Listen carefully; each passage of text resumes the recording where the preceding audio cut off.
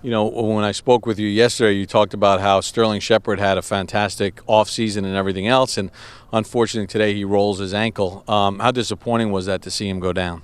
Well, we're in there taking a look at him now. Injuries are an unfortunate part of the game.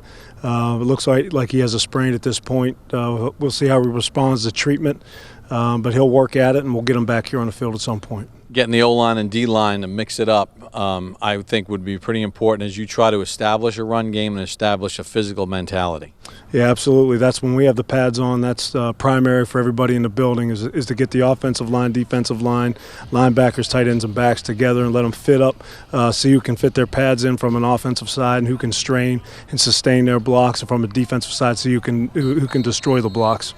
Obviously, you have an outstanding coach in Coach McGovern, but you have a guy like Antonio Pierce around mentoring as well. What's it like having a guy that's not that far removed and understands the culture of New York Giant linebacking? Yeah, both of those guys are in the linebacker room. They do a nice job there. McGovern has been around the block. He's coached a lot of football and is a tremendous leader and tactician that way. And Antonio's a guy that's played the game, done it at a high level, and has a ring on his finger, and is a good mentor to these players. And he's cutting his teeth as a coach.